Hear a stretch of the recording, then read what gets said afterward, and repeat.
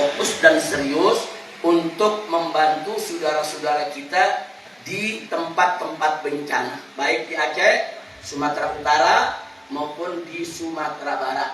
Bahkan ada beberapa juga tempat bencana di Jawa Barat, begitu juga di Kalimantan, kemarin Kalimantan Barat, saudara.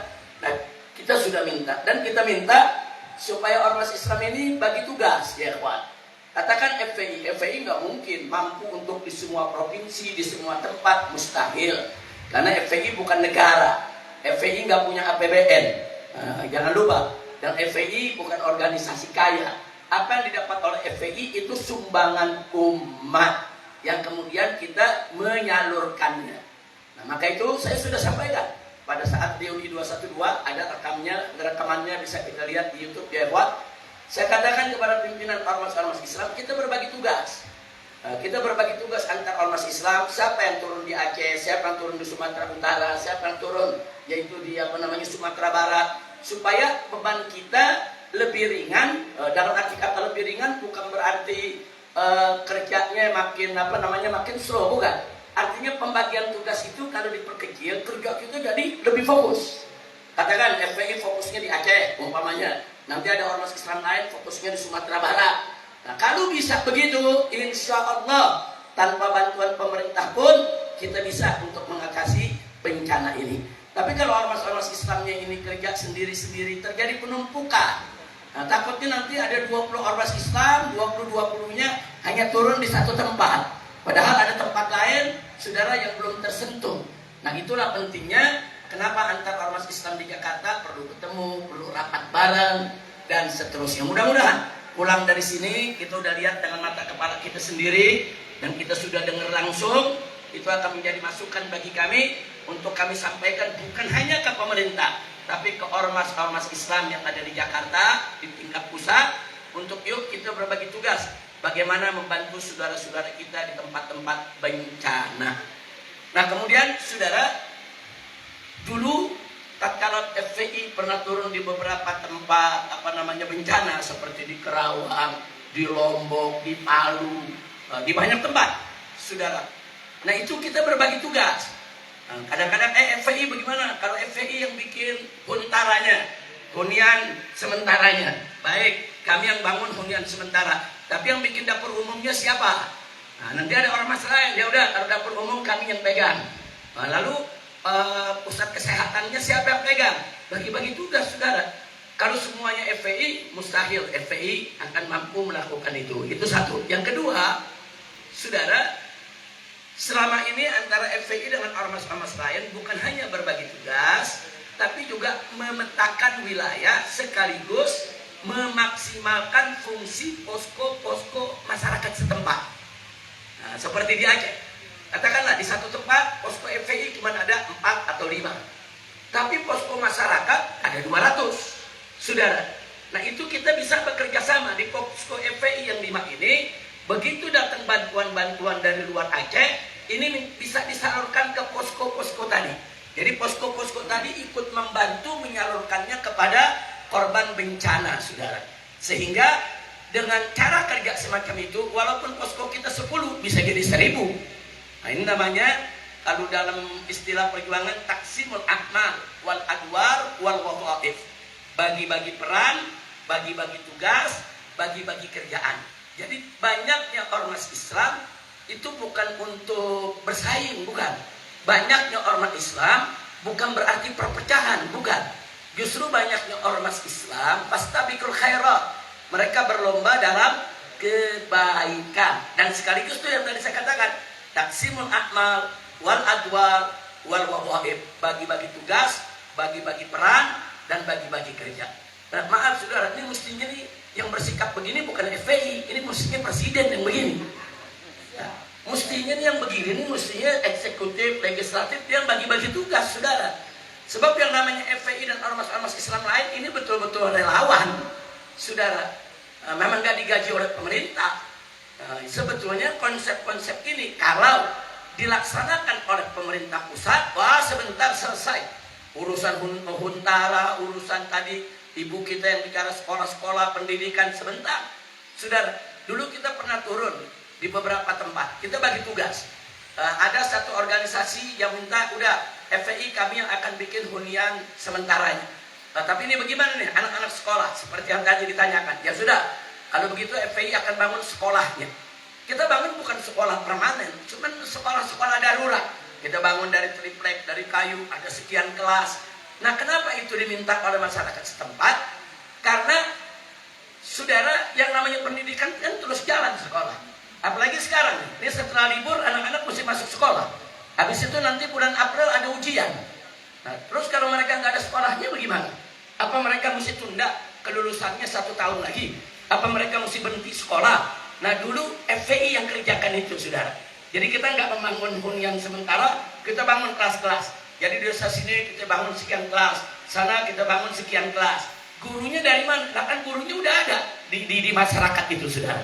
Kita hanya menyiapkan fasilitas. Jadi guru-guru yang kemarin ngajar di sekolah-sekolah yang rusak itu, yang mereka yang kelola.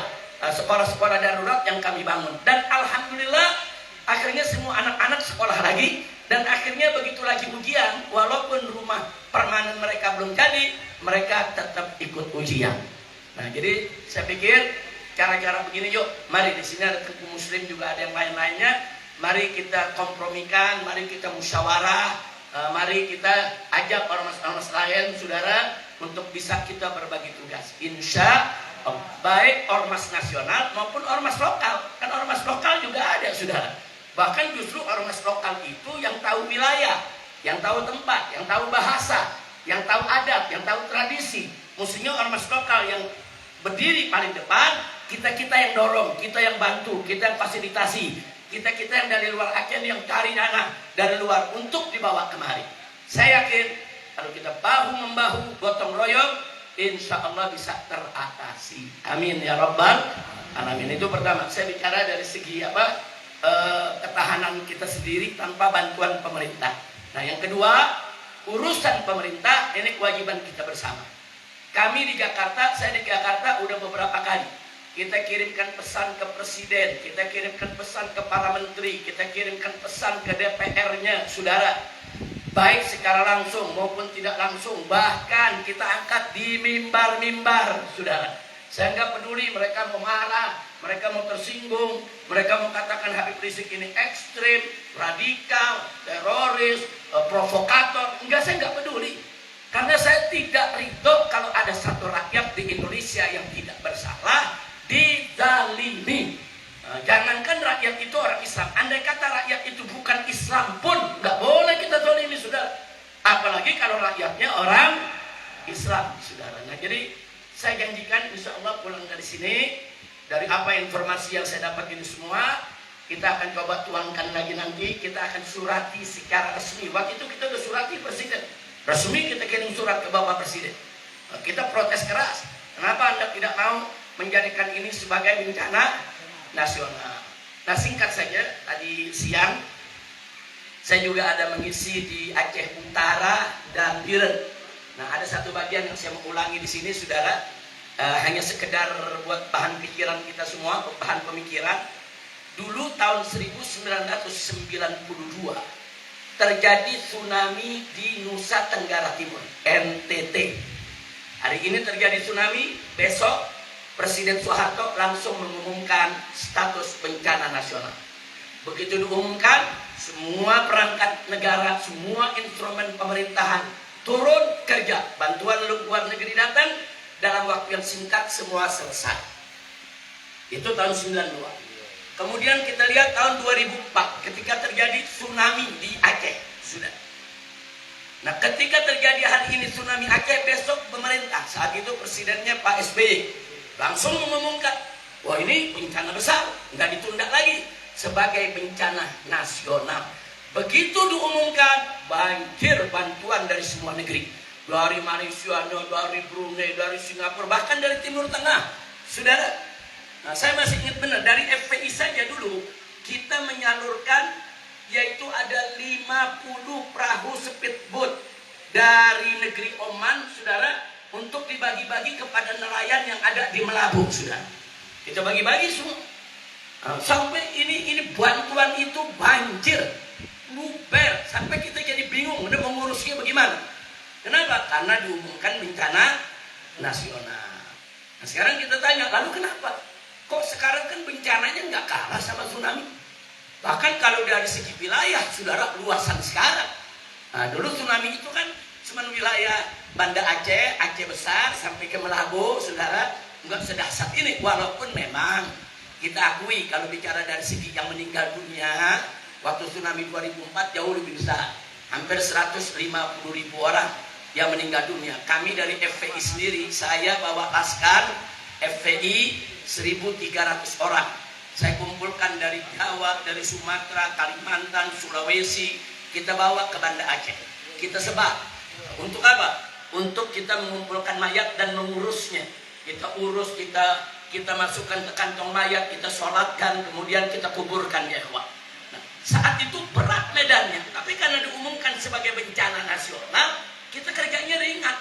Saya bisa bawa 1.300 orang. Mau bagaimana 1.300 orang? Kapal nggak punya, saudara. Nah, begitu diumumkan bencana nasional, kita cuma hubungi saudara Pelni, ini kita punya 1.300 relawan. Bisa gak bantu kita 1.300 orang ini dikirim ke Aceh? Disediakan, 2 kapal disediakan. Nah, jadi itu kalau bencana nasional semua bergerak. Tapi kalau nggak diumumkan bencana nasional, ya begini, saudara, kondisinya. Jadi seolah-olah hanya bencana lokal biasa, cukup yang ngurusin pemerintah daerah setempat. Paling-paling dari pemerintah pusat cuma ngebantu begitu aja, saudara. Jadi ini sudah kita protes. Nah baik, muncul pertanyaan. Ada yang tanya, Habib, kenapa ya? Kok dulu 92 NTT tsunami diumumkan, 2004 tsunami Aceh diumumkan bencana nasional. Kenapa sekarang kok enggak? Nah, saudara, inilah yang saya mau sampaikan. Yang tadi sudah saya sebutkan waktu gimana tadi sore kita di Biren ya. Kalau masalah bencana ditarik-tarik ke urusan politik, ya begini jadinya, saudara. Urusan bencana itu nggak boleh ditarik ke politik. Urusan bencana itu urusan kemanusiaan. Bagaimana cara kita membantu? Nggak usah cerita politik, saudara. Nggak usah cerita kepentingan. Pemerintah pusat nggak usah cerita apa yang bisa diambil dari Aceh. Enggak. Ini bukan saatnya, saudara. Nah, tapi setelah saya pelajari dengan kawan-kawan, oh pantes kok tsunami Aceh diumumkan, giliran ada bencana nggak kalah besar nggak diumumkan. Saudara, kalau diumumkan bencana nasional, memang bantuan asing datang besar-besaran. Tapi yang datang bukan hanya bantuan aja, jurnalisnya juga datang, penulisnya juga datang, penelitinya juga datang, bahkan anggota-anggota departemen parlemen mereka ikut datang. Nah kalau mereka datang, orang-orang barat tuh usil. Kalau udah datang mau tahu, ini kenapa begini? Nah, dari mana nih air datang? Nah, kenapa ini bisa ada lumpurnya? Itu akan mereka telusuri, saudara. Nanti begitu mereka telusuri, oh ada hutan yang digundulkan. Mereka akan foto, mereka bawa alat, bawa drone, bawa segala macam, saudara. Nanti kalau mereka udah tahu, ini perusahaan yang mana? Ditelusuri lagi, itu perusahaan milik siapa? Nah, diselidiki lagi, itu izinnya dari mana? Itu nanti keungkap, mana pejabat yang terlibat, saudara. Ini yang mereka takut, saudara. Nah lalu kenapa waktu tsunami di Aceh kok mereka nggak takut? Karena tsunami di Aceh itu ombak dari laut, nggak ada manusia yang salah. Kan ombaknya datang dari laut, nggak ada yang salah. Ada yang salah nggak? Nggak ada, ombak dari laut datangnya. Kalaupun diselidiki siapa yang salah, ya siapa yang nebak ombak, saudara. Nah, kira-kira jelas nggak Pak? Bu, jelas Bu ya. Beda dengan bencana banjir bandang, saudara. Ini datangnya dari gunung. Ada apa? Ada yang nakal di sana. Ada yang gunduli hutan. Ada yang tambang-tambang ilegal, saudara. Nah pantas pada saat tsunami di Aceh spontan langsung jadi bencana nasional. Begitu sekarang mereka takut. Sebetulnya saudara, saya lihat Bapak Presiden kita baik, mau dia menyatakan ini bencana nasional. Cuman yang kurang ngajarnya ini banyak pembisik-pembisik yang memang punya kepentingan. Kepentingan apa? Mereka terlibat dalam penggundulan hutan. Nah karena mereka terlibat dalam penggundulan hutan, kan beberapa menteri terlibat, saudara. Nah, sehingga mereka memberikan laporan-laporan asal Bapak senang. Jadi kalau Presiden tanya, bagaimana soal Aceh? Udah beres Pak. Udah beres Pak. Mayat-mayatnya begini, udah ketemu semua, udah dikuburkan Pak. Lalu bagaimana lumpur-lumpur, udah rapi Pak, udah dikerok itu Pak, udah beres, Bapak udah nggak usah pakai lagi. Listrik bagaimana? Udah rapi ya, listrik semua udah nyala. Lah kan ada menteri yang bohong kemarin ini depan presiden, tahu lagi namanya. Jangan sebut nama, tapi yang disebut benar. Bukan saya yang nyebut ya, tapi yang disebut benar.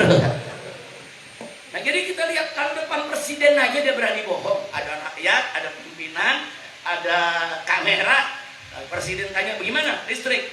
Udah beres belum? Oh udah beres, 97% udah nyala semua. Enak bener itu ngomong. Nah, kalau saya melihat kenapa dia ngebohong, ada yang dilindungi sudah. Ada yang dilindungi supaya presiden udahlah, ini masalah bencana lokal Pak, ini bencana biasa, ini gampang nanti kita yang beresin Pak. Nah Bapak Presiden kita gampang percaya sama orang-orang di sekitarnya saudara. Nah akhirnya inilah yang terjadi. Nah maka itu kemarin dari FPI sendiri kita surat langsung minta presiden untuk menyatakan bencana nasional. Saya teriak di atas mimbar saudara, bahkan kita marah habis di atas mimbar. Rekamannya bisa lihat, ada di IBTV saudara. Ada apa? Mereka nggak mau untuk nyatakan bencana nasional. Akhirnya ribut, punya ribut. Nah kemarin ada jalan tengah saudara. Kemarin kabinet, para menteri duduk dengan DPR RI. Begitu duduk dengan DPR RI, akhirnya sepakat dibentuk Satgas, saudara, Satuan Tugas Penanggulangan Bencana Nasional untuk Aceh dan Sumatera. Dia nggak sebut bencana nasional, enggak. Cuma disebutnya ini adalah Satgas Penanggulangan Bencana dengan skala nasional. Nah saya sempat tanya kepada pimpinan DPR yang di Jakarta, ini maksudnya apa nih? Ini maksudnya bagaimana? Jadi mereka akan bikin kantor di Aceh. Jadi di Aceh akan dibikin kantor, nanti orang-orang pusat, saudara, baik dari DPR-nya maupun dari menterinya, mereka akan berkantor di Aceh sampai pemulihan itu selesai. Nah saya bilang kalau memang betul seperti itu, ini kabar baik buat kita, tapi mesti kita kawal. Kadang-kadang kita dikasih kabar begitu, udah seneng aja, tahu-tahu nggak ada buktinya. Nah, sementara ini saya dapat kabar seperti itu. Ini kabar lumayan baik. Terus saya protes juga, tapi percuma. Saya bilang kalau ini berjalan, sementara bantuan asing di stop, percuma. Kita protes karena kemarin presiden mengatakan kita nggak butuh, kita mampu, nggak usah pakai minta bantuan luar negeri. Kita malu. Oh saya protes, kenapa jadi malu, saudara? Kalau ngutang malu, kalau ngutang malu, kalau korupsi harus lebih malu. Nah ini kan orang ngebantu sudah, kita sampaikan. Nah, tapi alhamdulillah kemarin presiden berubah lagi. Kemarin presiden menyatakan siapa tuh yang nolak bantuan asing? Bodoh itu. Alhamdulillah. Maksudnya bodoh mungkin bahlul ya. Bahasa Arabnya bahlul ya. Kira-kira jelas Pak ya. Nah jadi ada perkembangan baik walaupun belum dinyatakan bencana nasional, tapi kalau Satgas ini kita kawal betul-betul dia kerja, betul-betul bantuan dalam maupun luar negeri itu keluar, insya Allah itu akan menjadi solusi. Tapi jangan mudah percaya Pak Bu ya. Saya akan terus awasi ini di Jakarta, akan terus saya awasi, saya dorong, saya korek sampai betul-betul ini bekerja sebagaimana kita harapkan, insya Allah. Baik, yang berikutnya, ini berikutnya Ustaz kita, Masya Allah nih. Tengku pertanyaannya, ini kira-kira ini bencana ada kaitannya nggak dengan pemerintahan? Nah ini kira-kira nih nanti terulang lagi ya nih. Ini yang namanya bencana. Sudah, bencana kalau menimpa seseorang atau menimpa suatu masyarakat, ini ada pembagian yang berbeda. Saya bicara perorangan dulu.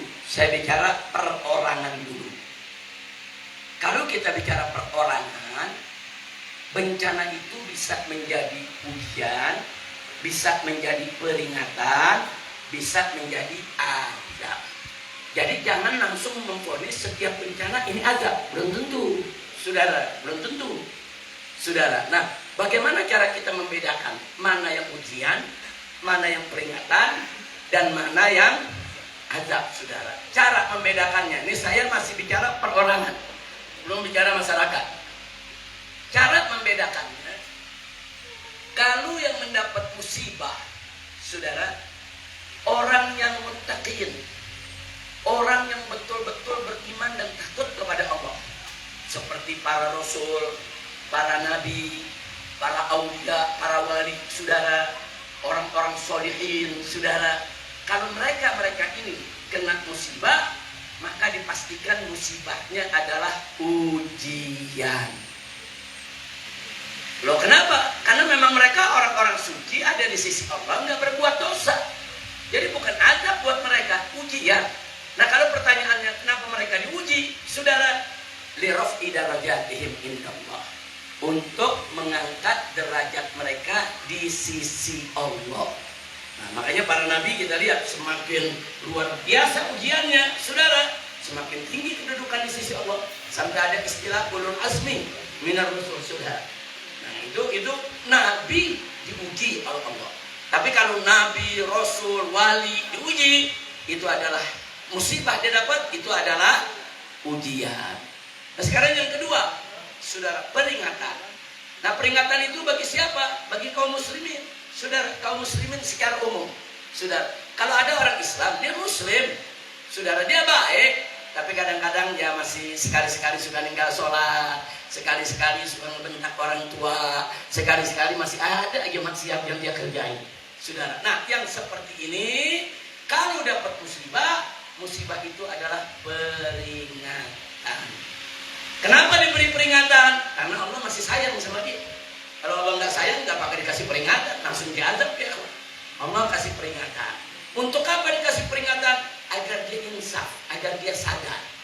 Nah kalau dia sudah sadar, dia insaf, maka kebaikannya dia lebih tingkatkan, keburukannya dia stop, dia nggak kerjain lagi. Nah kalau itu terjadi, saudara, maka musibah yang dia dapat untuk menghapus dosanya. Nah, yang begini ini dosanya dia hapus, asal dia sadar, dia tobat kembali ke jalan Allah, saudara. Nah, insya Allah umat Islam ini kalau dapat musibah, ya akan enggak ujian, ya peringatan ya. Mudah-mudahan, amin ya rabbal alamin. Nah sekarang yang ketiga, lalu kapan itu musibah jadi azab? Kalau musibah tadi menimpa orang yang ingkar kepada Allah, yang ingkar kepada Nabi, saudara, atau orang yang ngaku Islam tapi nggak pernah mengamalkan Islam, sholat enggak, puasa enggak, saudara, kemudian juga zakat enggak, saudara, bahkan dia anggap tiap hari kerjaannya maksiat, dia judi, dia zina, saudara, dia mencuri, dia merampok, dia membunuh, dia udah macam-macam maksiat dia lakukan. Nah kalau orang yang semacam ini mendapat musibah, itu adalah azab. Nah, bukan ujian, bukan peringatan, itu adalah azab yang Allah dahulukan di dunia ini, sementara azab akhirat asyad, lebih keras lagi dan menanti dia pada nantinya. Na'udzubillah min dzalik. Cuman ada yang lucu nih Pak, Bu. Ada yang lucu. Ada orang ngaku Islam, hidupnya jadi preman. Orang sini tahu preman ya? Tahu preman ya? Kayaknya udah jadi bahasa semua tuh preman. Dia jadi preman, saudara. Dua pernah sholat, dua pernah puasa, korbaannya maksiat udah tiap hari. Sekali waktu dapat musibah, dia sakit berat, datang nengokin kawan-kawannya, ditanya, bro, kenapa bro? Apa dia jawab? Anda lagi diuji nih sama Allah. Gimana ceritanya preman diuji, saudara? Saudara, wali saja nih wali nih, para rasul, para nabi, para wali, orang soleh, itu kalau dapat musibah nggak berani ngaku-ngaku diuji. Saking apa? Saking takutnya kepada Allah. Begitu dapat musibah, mereka apa nih yang kami lakukan? Dosa apa nih kita kerjakan? Takut kalau Allah sampai marah sama dia, saudara. Orang yang soleh, yang wali, nggak berani, saudara. Kalau dapat musibah nyebut itu ujian. Giliran preman, kita kenapa sakit? Ini Allah lagi ujian nih. Astagfirullahaladzim, itu bukan diuji, itu lagi diazab. Masih untung, kalau begitu diazab, dia masih panjang umur, ada kesempatan untuk dia bertobat. Kalau nggak panjang umur, makanya mati su'ul khatimah. Alhamdulillah min dzalik. Nah itu saya ingin menunjukkan soal apa itu makna musibah secara perorangan. Nah sekarang kita bicara secara masyarakat, satu kesatuan. Allah berfirman dalam Al-Qur'an Al-Karim, faqala ta'ala, walau anna ahlal qura amanu wa taqaw la fatahna 'alaihim barakatin minas sama'i wal ard walakin kadzabu fa akhadnahum bima kanu yaksibun. Shadaqallahul azim. Indah ini ayat saudara. Allah Subhanahu wa taala mengatakan dalam ayat tadi, walau anna ahlal qura, andai kata penduduk negeri-negeri sudah aman, mereka beriman, wattaqau, mereka bertakwa, Allah janjikan la fatahna 'alaihim, niscaya kami akan buka untuk penduduk negeri tersebut, kami limpahkan kepada mereka barakat, aneka ragam keberkahan, minas sama'i wal ard, keberkahan yang Allah turunkan dari langit atau keberkahan yang Allah keluarkan dari bumi. Saudara, ini janji Allah. Nah, mustahil Allah itu tidak menepati janji, saudara. Tapi ada kebalikannya yang mesti kita hati-hati. Walakin kadzabu, akan tetapi penduduk negeri itu banyak yang mendustakan Allah, enggak beriman kepada Allah, mendustakan hukum Allah. Apa yang terjadi? Allah sendiri yang mengatakan, la akhadnahum bima kanu yaksibun, niscaya kami akan siksa mereka lantaran apa yang sudah mereka kerjakan.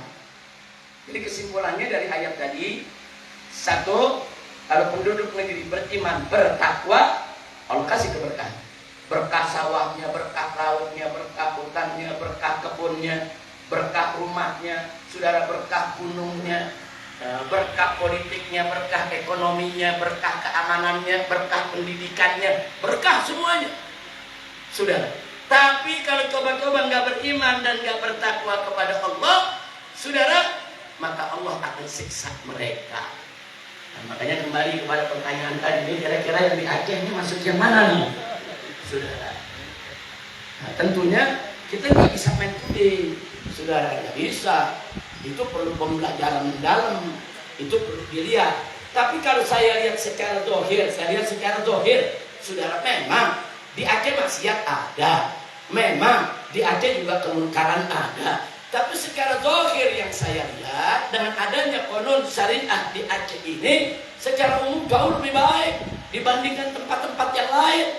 Saudara, secara umum saya lihat tuh mata kepala saya sendiri, bagaimana perempuan-perempuannya pada pakai jilbab, pakai hijab, menutup dia punya auratnya, saudara. Begitu juga yang lelakinya, anak kecilnya aja pada pakai peci, saudara. Di mana-mana kita lihat, walaupun di jalan, nggak sampai di situ. Pesawat terbang, saudara. Itu dari Jakarta ke Banjarmasin, Jakarta ke Manado, Jakarta ke Makassar, kemana tempat, saudara, nggak ada tuh pramugari pakai jilbab. Tapi coba kalau dari Jakarta turun di Aceh, pada pakai jilbab nggak?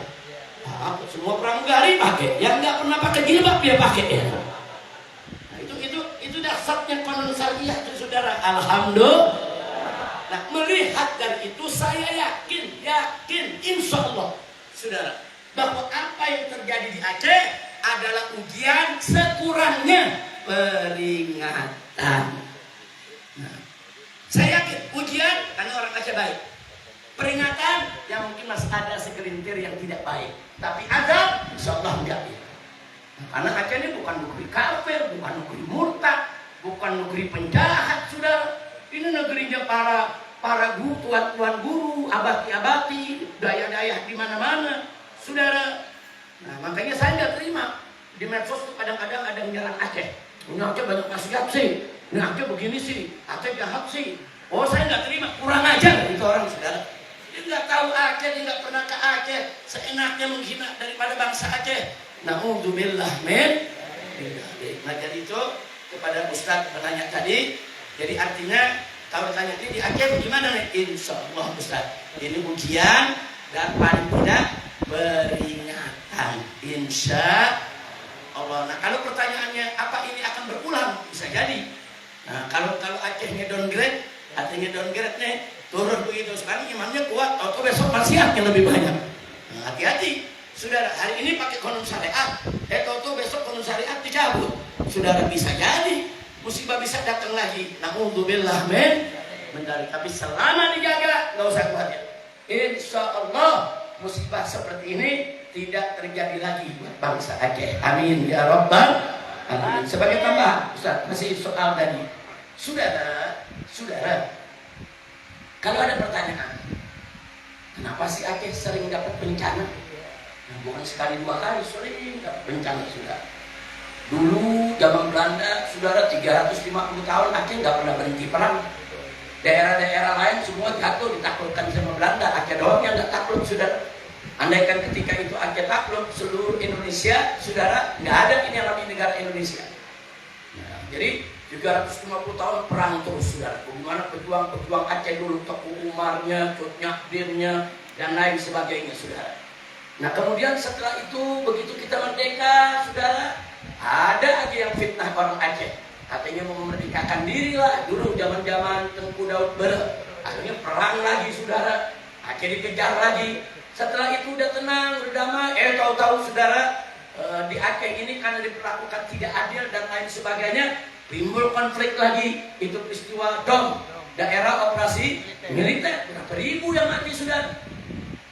Wah, kalau mau cerita itu udah luar biasa, udah penderitaan orang Aceh nih luar biasa. 2004 dapat tsunami, luar laut menghantam daratan Aceh. Udah tenang.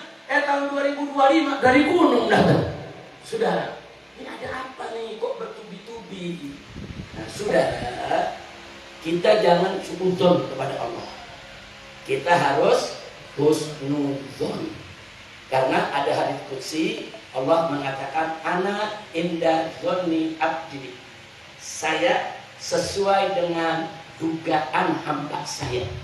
Artinya kalau hambanya husnudzon, yakin Allah itu baik, yakin Allah itu Rahman, Rahim, niscaya Allah akan perlakukan dia sebagaimana yang dia duga.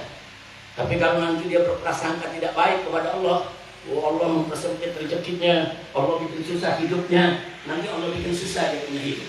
Nah, jadi Allah tergantung bagaimana kita punya prasangka, saudara. Maka itu aksinu dzannakum billah. Perbaikilah, perdendamlah dugaan prasangka kita kepada Allah Subhanahu wa ta'ala. Nah, karena itu kalau dapat bertubi-tubi begitu, jangan langsung merasa bahwa ini jangan Allah marah nih. Agak ini bertubi-tubi. Jangan, saudara. Jangan, justru kita mesti optimis.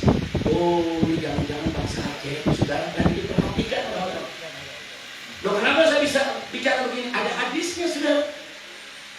Di mana Nabi mengatakan dalam hadis sahih, kata beliau, asadun nasi balaan al-anbiya, summan salihun, summan amsal fal amsal. Kata Nabi, manusia yang paling banyak dan paling keras, paling dahsyat ujiannya, paling berat, saudara, adalah al-anbiya, para nabi. Para nabi disayang Allah, bertubi-tubi mereka punya dapat ujian, justru karena disayang, bukan karena Allah benci mereka. Allah sayang, saudara. Itu pertama. Yang kedua, kata Nabi, as-solihun, orang-orang soleh, saudara, itu ujiannya lebih berat daripada yang gak soleh. Allah sayang sama mereka. Terus kata Nabi, setelah itu al-amsal fal-amsal, orang yang sepertinya, orang yang sepertinya. Artinya makin tinggi kedudukan di sisi Allah, makin hebat iman takwanya, ujiannya makin berat.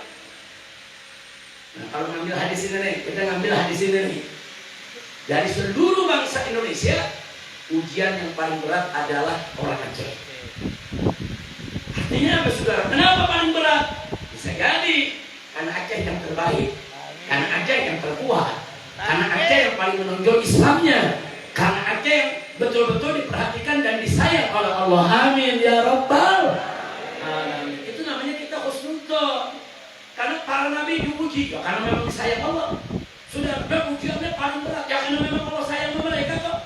Nah, kalau bangsa Aceh ujiannya lebih berat daripada yang lainnya di Indonesia ini, saya yakin karena memang di sini ada keistimewaan berkaitan dengan perjuangan Islam di Indonesia, sehingga ujiannya lebih berat. Tapi tidak usah khawatir, kalau Anda sabar, Anda lulus dari ujian ini, Anda akan menjadi bangsa yang terbaik. Amin ya Rabbal alamin. Nah, itu yang saya mau sampaikan, saudara. Tadi ada tambahan sebagian sebetulnya sudah terjawab juga, tapi soal konsep tadi itu dari saudara kan kita kerjasama lah dengan semua komponen. Dan generasi Gen Z jangan dilupain. Ini Gen Z ini walaupun generasi paling muda, tapi mereka nih inovatif. jadi kreatif, inovatif. Itu kalau kita karyakan, kita berikan kepercayaan, mereka akan kerja nggak kalah dengan gen milenial, insya Allah. Baik, saya pikir itu udah ibu tadi juga sebagian sudah kejawab ibu ya. Jadi saya jawab semua tadi empat-empatnya. Mudah-mudahan manfaat untuk kita. Silakan nanya kalau masih ada yang mau bertanya sebelum kita tutup. Ada satu yang masuk Habib dari Syekh Tu dari Nisam.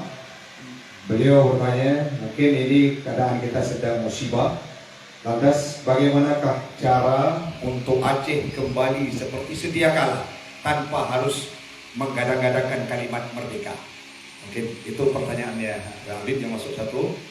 Mungkin langsung bisa dijawab. Saudara, bukan Anda saja yang teriak merdeka. Saya juga teriak merdekanya lebih keras. Merdeka! Tapi tanya dong, merdeka apa nih, Aceh! Tapi yang belakang bilang merdeka Aceh. Saya mau ajak semua masyarakat di Aceh, saudara. Saya mau ajak, saudara. Ini yang dijajah bukan bangsa Aceh saja. Semenjak penjajah Belanda itu pergi dari kita punya negeri, masuk ke orde lama, orde baru, orde reformasi, orde liberal, orde pembohong kemarin ini sudah 10 tahun kita dibohongin dulu sudah. Nah sekarang kita ini artinya apa? Dijajah oleh kezaliman, dijajah oleh korupsi, dijajah oleh pejabat-pejabat yang bejat, dijajah oleh oligarki busuk. Nah maka itu saya pengen Aceh jangan merdeka sendirian dong. Kita merdeka rame-rame. Saudara, bagaimana Anda? Saya pengen orang Aceh ikut berjuang bersama-sama. Bahkan saya minta Aceh yang menjadi lokomotif perjuangan. Aceh yang berada paling depan, pintu gerbang masuknya Islam di Indonesia. Aceh ini justru menjadi kunci kemerdekaan Republik Indonesia, saudara. Saya minta Aceh menjadi lokomotif pimpinan perjuangan kemerdekaan negeri Indonesia dari segala kemungkaran dan kemaksiatan. Merdekakan Indonesia dari koruptor, merdekakan Indonesia dari pejabat-pejabat jahat, merdekakan Indonesia dari oligarki busuk, merdekakan Indonesia dari riba, merdekakan Indonesia dari segala kemaksiatan, kemungkaran, narkoba, judi, dan lain sebagainya, saudara. Ya, Indonesia harus merdeka dari orang-orang yang ingin menghancurkan negeri ini. Setuju tidak? Setuju tidak? Siap perang melawan mafia, siap perang melawan oligarki, siap perang lawan korupsi. Takbir. Sallu ala Nabi. Nanti sama-sama kita baca qasidah anti korupsi. Ada Habib Hanif nanti yang akan pimpin saudara qasidah anti korupsi supaya kita jadikan korupsi musuh bersama kita. Setuju tidak? Nah kalau Aceh merdeka sendiri, saudara, nah terus saya berjuang sama siapa? Jangan, kita bareng-bareng kita merdekain Indonesia. Jadi nggak usah khawatir, teriak terus merdeka. Tapi bukan Aceh merdeka. Indonesia merdeka dari segala kezaliman. Takbir. Setuju tidak? Siap merdekakan Indonesia dari korupsi. Siap merdekakan Indonesia dari oligarki. Siap merdekakan Indonesia dari narkoba.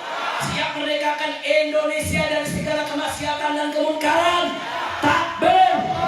Angkat tangan semuanya, takbir. Takbir. Sallu ala Nabi. Ada lagi pertanyaan? Ya, kita persilakan kepada pertanyaan berikutnya. Sembari kita menunggu Habib istirahat sejenak, dipersilakan.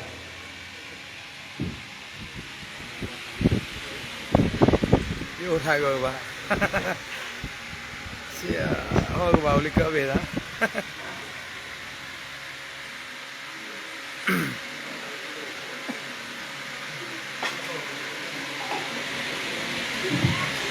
Assalamualaikum warahmatullahi wabarakatuh. Waalaikumsalam warahmatullahi wabarakatuh. Ahlan wa sahlan ya habibana imam Islam. Dengan penuh rasa hormat pada malam yang sangat berbahagia ini, dialog maupun curhatan bangsa Aceh sudah sebenarnya Habib dari dulu kami sangat ingin yang seperti ini. Kami rakyat Aceh, lebih-lebih milenial muda ini ingin bersuara ingin bersandar, ingin menyuarakan isi hati kami bangsa Aceh. Maka Habib, dari arahan Habib tadi, bimbingan Habib, singkat saja, yaitu hari ini Habib kita lihat rakyat Aceh kurang dipeduli oleh RI. Kenapa? Kalau bahasa dasarnya, kenapa sejahat itu mereka terhadap bangsa Aceh? Apa yang disembunyikan? Padahal isi bumi kami yang diangkat. Hanya sekian Habib. Terima kasih. Takbir. Allahu Akbar. Emang kalau generasi muda ya, kalau nanya ke saudara singkat, padat, nusuk dalam. Alhamdulillah. Nah, saudara, memang ada problem yang kita harus selesaikan bersama. Maaf, saya lihat memang pemerintah pusat, saya lihat mudah-mudahan dugaan saya tidak benar. Tapi saya merasa pemerintah pusat ini banyak curiga dengan segala pergerakan masyarakat di Aceh. Kenapa? Karena trauma. Nah, sebetulnya kan yang trauma bukan hanya pemerintah pusat, justru orang Aceh yang trauma dengan dom dulu sudah. Nah, tapi saya lihat pemerintah di sana juga trauma. Bawaannya pokoknya kalau Aceh bergerak sedikit, wah mau merdeka. Nah, Aceh teriak sedikit, wah mau merdeka. Itu namanya trauma, saudara. Kalau Aceh berkerumun, kumpul sudah, ini ada apa lagi nih? Nah, makanya kemarin begitu dikibarkan bendera bulan bintang, kalau Jakarta sudah, itu apa? Itu karena trauma, ada kecurigaan. Seolah-olah ini kenapa nih? Diri diginikan lagi. Wah ini mau merdeka lagi, ini mau perang lagi. Nah sebetulnya nggak boleh begitu, jangan terlalu curiga. Kecurigaan trauma semacam itu mesti diperbuat. Nah kita kan sudah ada perjanjian Helsinki, yang orang Aceh sudah 20 tahun nunggu, belum semua butirnya dipenuhi, saudara. Bahkan hanya baru beberapa butirnya. Nah anak muda kita tadi tanya soal kekayaan Aceh, padahal kalau perdamaian Helsinki itu betul-betul dilaksanakan, itu salah satu isinya di dalam, saudara, 80% hasil tambang Aceh, 70%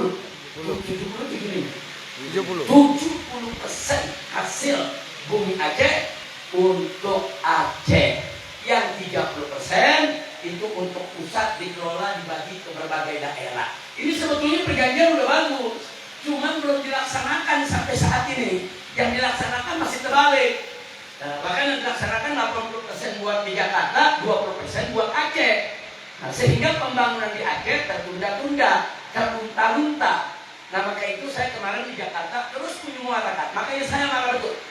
Sebulan yang lalu, saudara, begitu ada bencana di Aceh, saudara, ada warga Aceh yang bawa bendera bulan bintang, ada yang bicara soal perjanjian Helsinki, ada anggota DPR RI, saudara, yang kurang ajar apa dia bilang, saudara, orang Aceh gak usah cerita Helsinki lagi, gak usah cerita perdamaian Helsinki, itu udah selesai itu. Ngawur itu anggota DPR, saudara, selesai dari mana?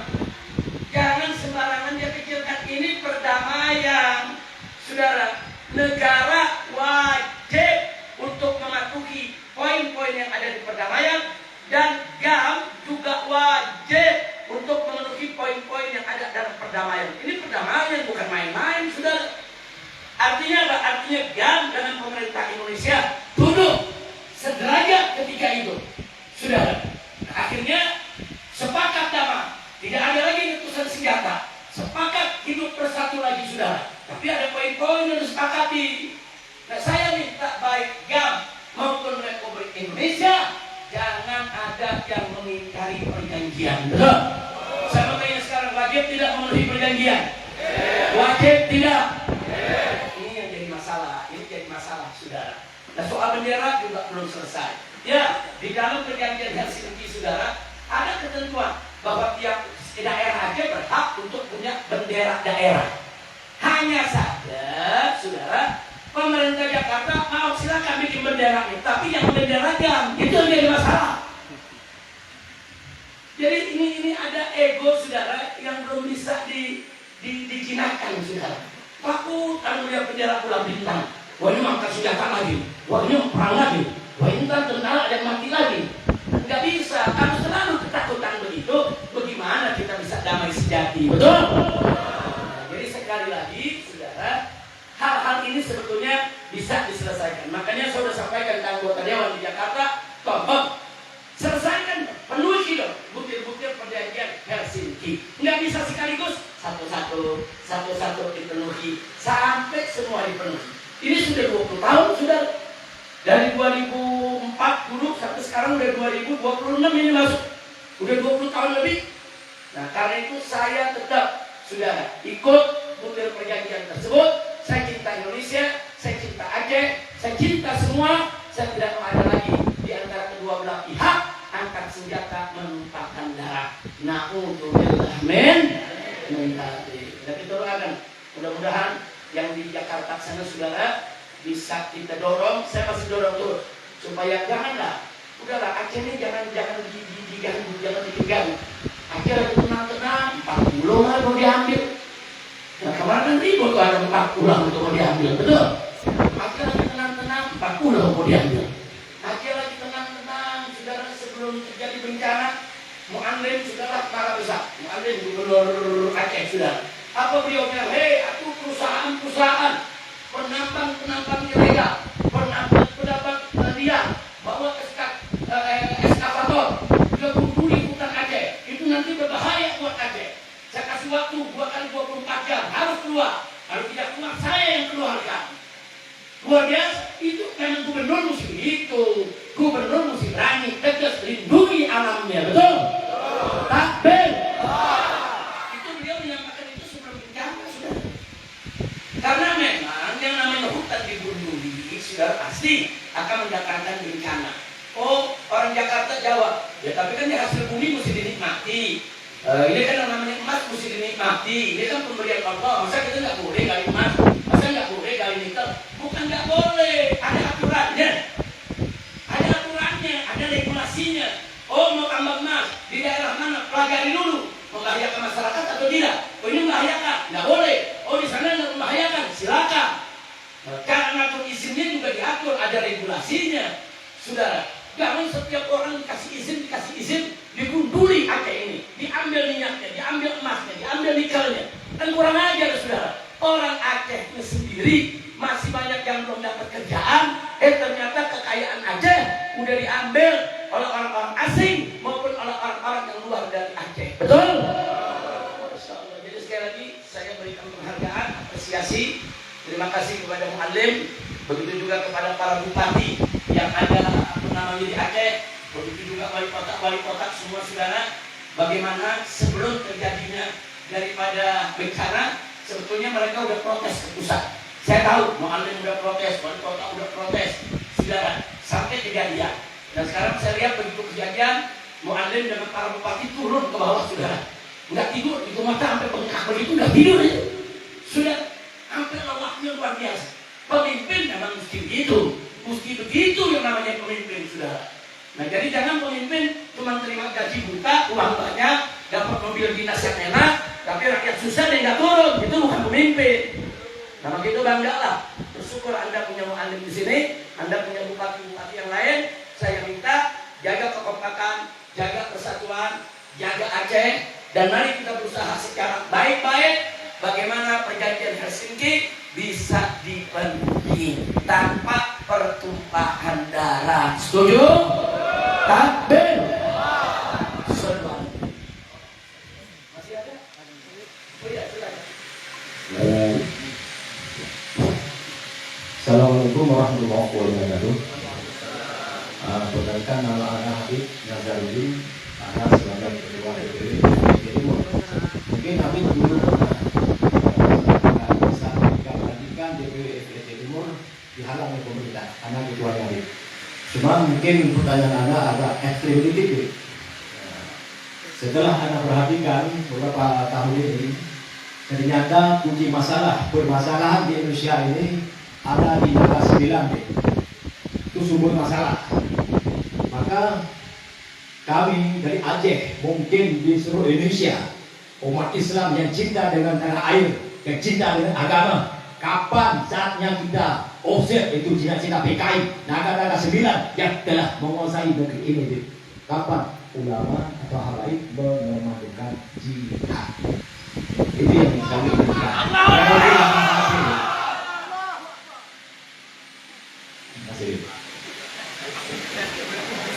Takbir. Ini pertanyaan ini saudara ngeri sedap. Ini ngeri sedap ini. Salah jawab langsung pulang Jakarta ditangkep ini. Tapi saya sepakat ya Tuan. Memang 9 naga ini berbahaya. 9 naga ini sudah lewat batas. Saudara, dan saya sudah beberapa kali di atas mimbar mengajak umat, ayo jadikan naga sebagai cacing. Setuju tidak? Setuju tidak? Bagaimana caranya? Nomor 1, kita perkuat persatuan dulu, saudara. Jadi nggak bisa kita mengejar, membunuh, membakar, tidak begitu. Kalau itu yang kita lakukan, hanya kita ribut sesama kita, mereka yang tepuk tangan senang, saudara. Nah, jadi saya sepakat dengan penanya tadi, 9 naga ini berbahaya. Anda boleh lihat rekaman saya di TV, saudara, di mana tempat, kalau udah bicara 9 naga, kita lawan. Bahkan baru 3-4 bulan yang lalu, kita bikin tabligh akbar di Banten untuk melawan PIK 2, saudara. Kita kumpulkan puluhan ribu umat Islam, kita komandokan. Ayo kita lawan. Kalau mereka coba-coba ambil secengkak tanah rakyat seenaknya tanpa bayar, lawan. Dan orang-orang Banten sepakat sudah. Makanya sampai saat ini mereka nggak berani ngambil begitu banyak, tapi mereka gerilya. Pakai pejabat, pakai jenderal, pakai menteri, pakai ini, suruh ujung itu rakyat, saudara, dan seterusnya. Nah inilah yang menjadi PR kita semua. Jadi sekali lagi, saya sepakat 9 naga memang harus dijadikan 9 cacing. Tapi bagaimana caranya? Ini perlu bukan hanya dipikirkan, tapi kita duduk, kita rapatkan, kita bahas, kita seminarkan, saudara. Nah, karena ini berkaitan dengan regulasi, ini berkaitan dengan peraturan, di mana peraturan kita banyak dibeli oleh mereka. Mereka beri anggota DPR bikin peraturan yang enak bagi mereka, nggak enak bagi rakyat, saudara. Nah ini jadi persoalan. Jadi perangnya bukan perang dengan senjata saja, tapi ini perangnya dengan pemikiran, perang dengan strategi, perang dengan politik. Saya kasih contoh satu saja, saudara. Sebelum saya akhiri, di tahun 2016, saudara, ini kelompok 9 naga dan kroni-kroni wa akhwatuha. Wa akhwatuha. Mereka sudah rencanakan bagaimana ada tokoh mereka ketiga itu, saudara, agar menjadi gubernur Jakarta. Setelah jadi gubernur, mereka punya langkah jadikan dulu sebagai wakil gubernur, langkah berikutnya jadi gubernur, langkah berikutnya jadi wakil presiden, langkah berikutnya menjadi presiden. Nah kebetulan kami di FPI punya jaringan, kami juga punya intelijen FPI. Terus kita kumpulkan beritanya, kita kumpulkan bukti dan saksi, saudara. Ini bukan sekedar isu atau rumor, tapi memang mereka punya rencana seperti itu. Nah akhirnya apa? Akhirnya berhasil menjadikan orang ini sebagai wakil gubernur di Jakarta, saudara. Setelah itu gubernurnya mereka dorong untuk jadi presiden, saudara. Kosong, orang ini menjadi gubernur, saudara. Saya lihat orang ini lagi tidak ada. Mestinya orang ini di 2019, saudara, menjadi calon wakil presiden. Dan di 2024 dia jadi capres. Begitu kami lihat seperti itu, maka saya mengajak ormas-ormas Islam untuk melakukan gerakan besar-besaran. Mulai dari gerakan 411 sampai terjadi 212, kemudian masuklah pilkada di Jakarta. Saudara, dia mau jadi gubernur Jakarta. Presiden dukung dia, saudara. Panglima TNI dukung dia, Kapolri dukung dia, seluruh kementerian dukung dia, saudara. Dan sampai di situ seluruh televisi mainstream dukung dia, konglomerat termasuk 9 naga, semua dukung dia. Di atas kertas nggak mungkin orang ini kalah, saudara. Kita lakukan perlawanan, saudara. Bahkan yang saya ajak bukan orang Jakarta, ya orang Aceh pada turun ke Jakarta, saudara. Semua kita ajak ke Jakarta, ayo kita lawan dia, saudara. Bahkan hampir beberapa pimpinan partai, saudara, Mustahil. Udah didukung presiden, didukung semua muanya, saudara, mana mungkin kita bisa menang. Nah, tapi karena umat bersatu, saudara. Dan Nabi mengatakan dalam satu hadisnya, alaikum bil jamaah. Nah, jangan lupa, alaikum bil jamaah. Fa inna yadallah ma'al jamaah. Wajib atas kamu bersatu, kerjasama, berjamaah. Kenapa? Karena pertolongan Allah ada pada kebersamaan. Saya rasakan betul itu, saudara. Saat itu, saudara, ini kita sudah di pinggir bulan. Kita bagaikan telur di ujung tanduk, saudara. Saya sendiri gak yakin apa dia bisa menang lawan orang ini. Tapi begitu kita dalam 4-11, begitu dalam 2-1-2, saudara. Ternyata dukungan umat bagaikan bola salju, makin banyak yang dukung. Masuk pilkada Jakarta, kita menang. Sampai presiden kumpulkan kabinetnya bingung, kok kita bisa kalah?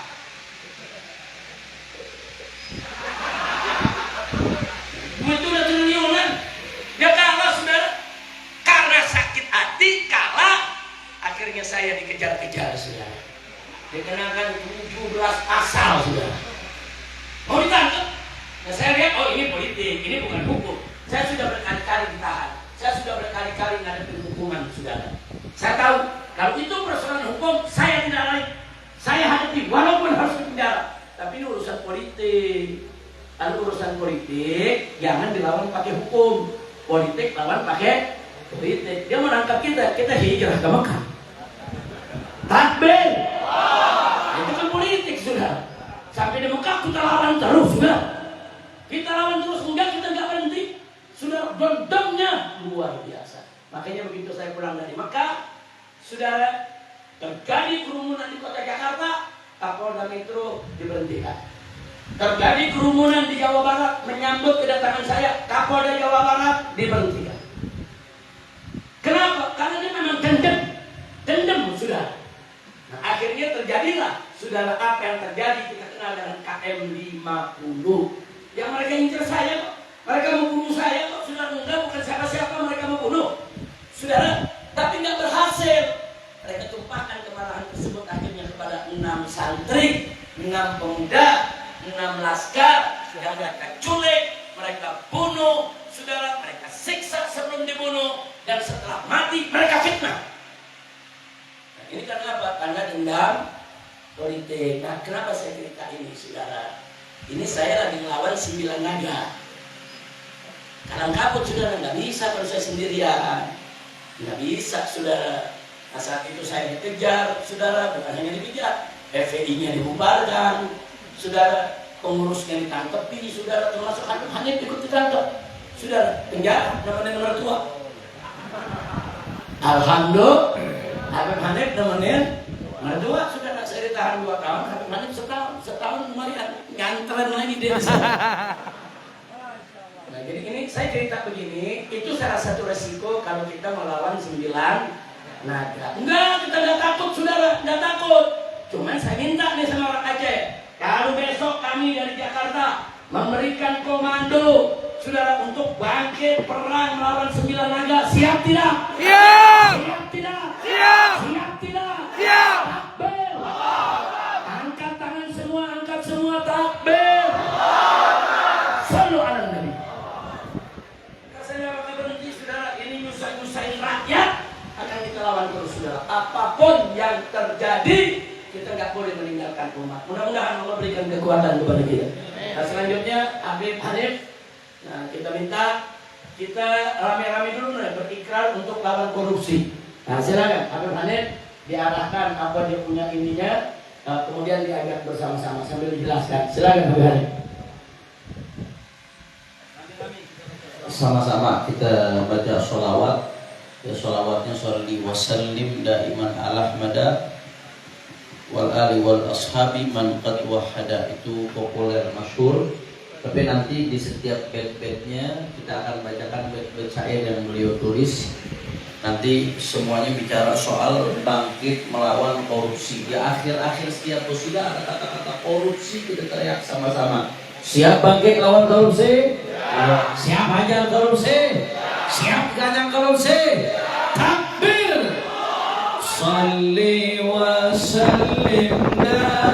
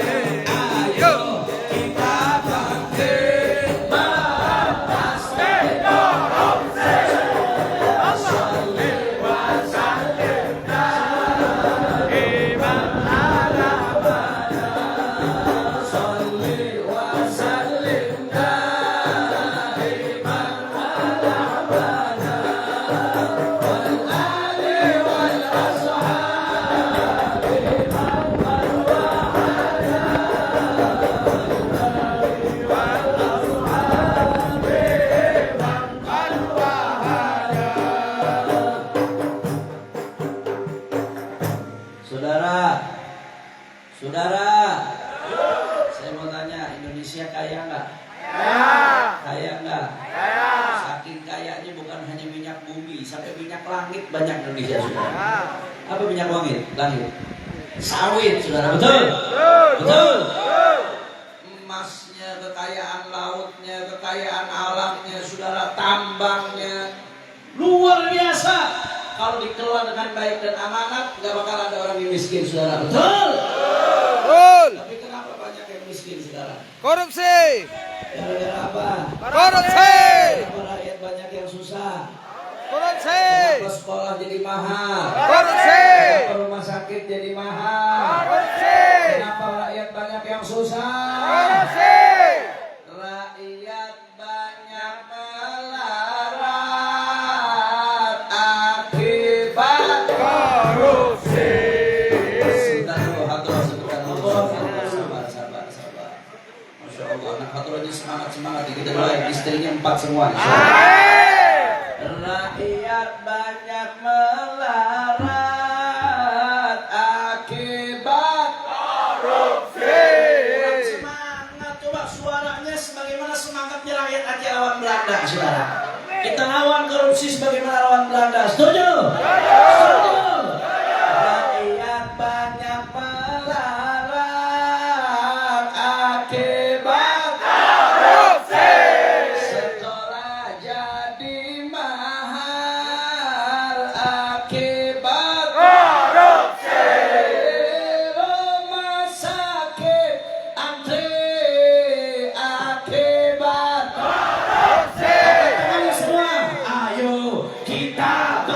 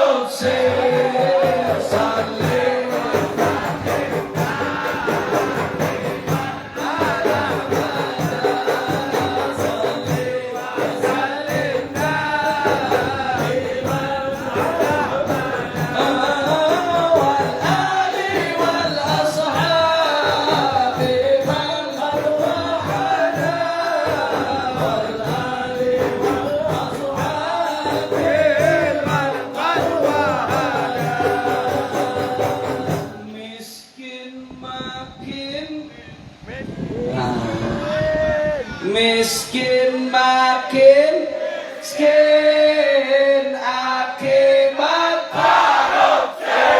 susah makin susah akibat Korupsi. kacau makin kacau akibat Korupsi. semua ayo kita bangkit membasmi korupsi salli wa sallim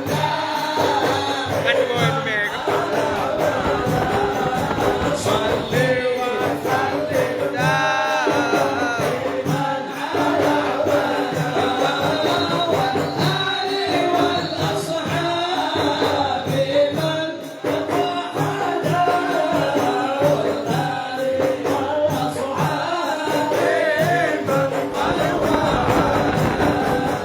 Semua Aceh siap bersatu, siap lawan korupsi, siap gajah para koruptor. Takbir!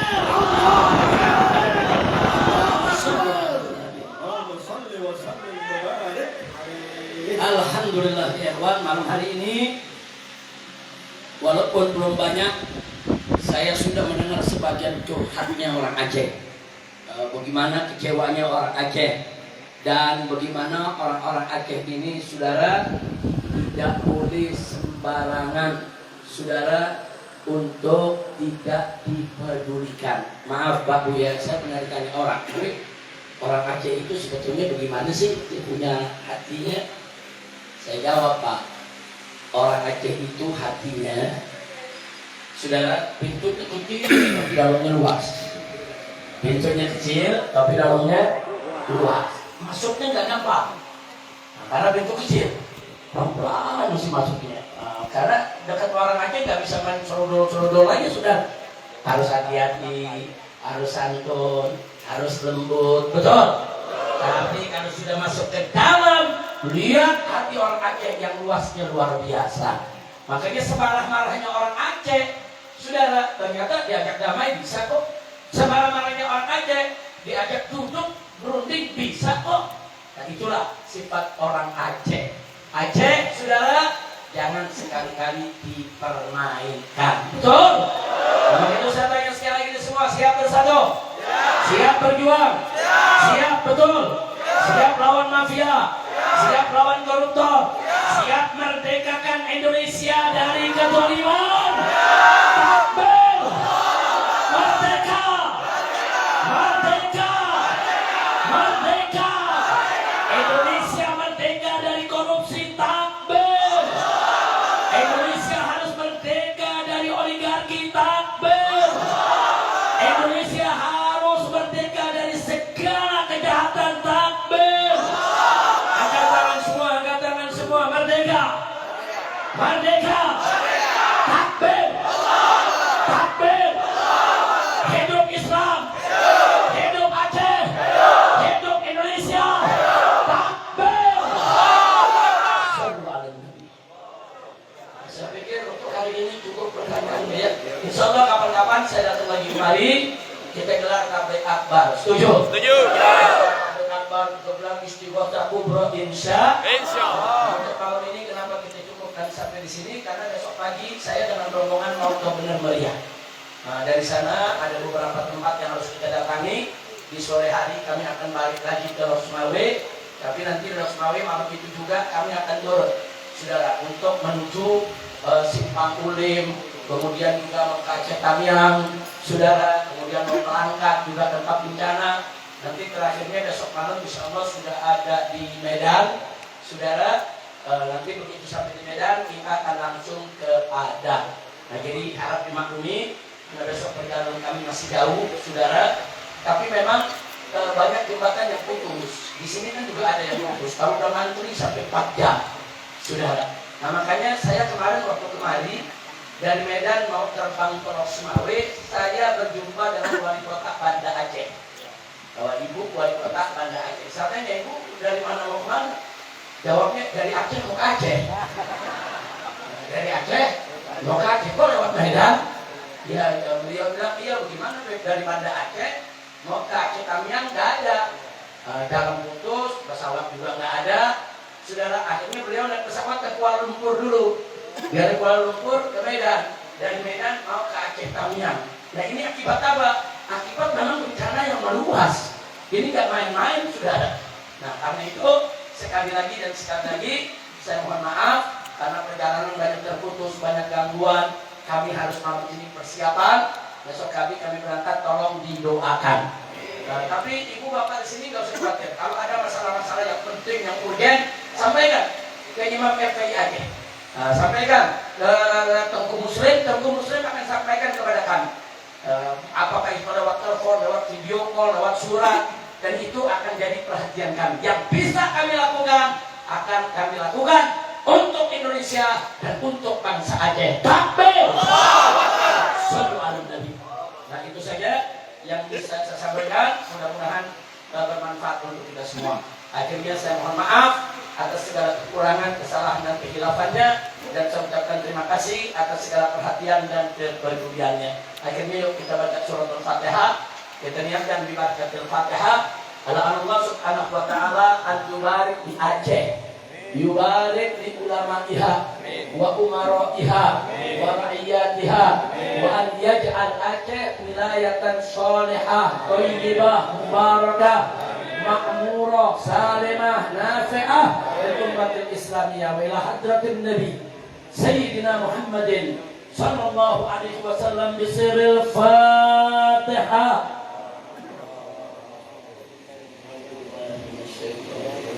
Bismillahirrahmanirrahim. Alhamdulillahi rabbil alamin. الرحمن الرحيم مالك يوم الدين إياك نعبد وإياك نستعين اهدنا الصراط المستقيم صراط الذين أنعمت عليهم غير المغضوب عليهم ولا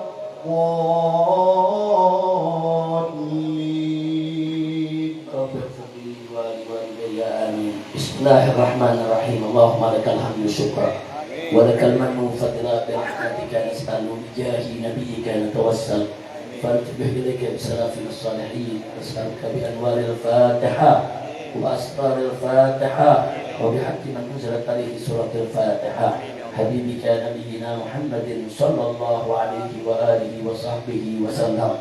Allahumma inna nas'aluka al-afwa wal afiyah والمعافاة الدائمة في الدين والدنيا والآخرة. اللهم ارحمنا وارحم المسلمين. اللهم ادفع عنا وعن المسلمين وخصوصا عن أهل آكي وسمطرة. اللهم ارفع عنا جميعا الوباء والبلاء والغلاء والمحن والفتن ما ظهر منها وما بطن إنك على كل شيء قدير. اللهم أنزل علينا وعلى أهل آكي وسمطرة خصوصا rahmataka wa maghfirataka wa barakataka wa nasrataka ya khairan nasirin ya khairan nasirin. Allahumma a'izzal islam wal muslimin wa qawwil islam wal muslimin wa ansuril islam wal muslimin. Allahumma ansuril mujahidina fi Filistin. Allahumma waffiqhum Allahumma waffiqhum lin najah wal falah wal istiqamah fid din wad dunya wal akhirah. Allahumma arzuqhum nasran aziza wa fathan mubina wa khalasan jamila wa fathan mubina wa imaman adila wa baladan amina birahmatika ya arhamar rahimin wa biquwwatika ya qawiyyu ya matin ya qawiyyu ya matin. Allahumma hadir masjid al-aqsa min yadil yahudil ghasibin. Allahumma raji'il masjid al-aqsa ila aydil muslimin. Allahumma alayka bil yahud wal isra'il wa sahabina wa awanihim. اللهم فرج جمعهم وشتت شملهم ومسك وحدتهم واخرج قوتهم وزلزل اقدامهم فدمرهم تدميرا انك على كل شيء قدير. اللهم اجعل بلادنا بلاد اندونيسيا بلادا اسلاميه امنه مطمئنه غنيه معموره مرضيه عندك برحمتك يا ارحم الراحمين. اللهم امنا على الايمان. اللهم امنا على الاسلام. اللهم امنا على الاحسان. اللهم أمتنا على قول لا إله إلا الله.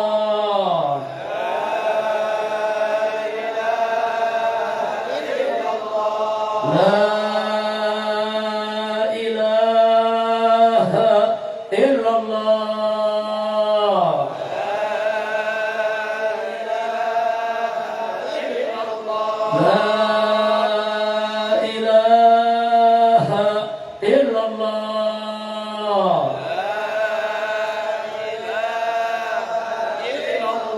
Muhammadur Rasulullah sallallahu alaihi wasallam. Kalimatu haqqin 'alaiha nahya wa 'alaiha namut wa biha nub'atsu wa nadkhulul jannah insyaallah ta'ala minal aminin. Ya Allah biha ya Allah biha ya Allah bi husnul khatimah. Ya Allah biha ya Allah biha ya Allah bi husnul khatimah. Ya Allah biha ya Allah biha ya Allah bi husnul khatimah. Wa sallallahu ala sayyidina Muhammadin nabiyil ummi wa ala alihi wa sahbihi wa sallam. Bi fadli subhana rabbika rabbil izzati amma yasifun. Wa salamun alal mursalin walhamdulillahi rabbil alamin. Taqabbalallahu minkum.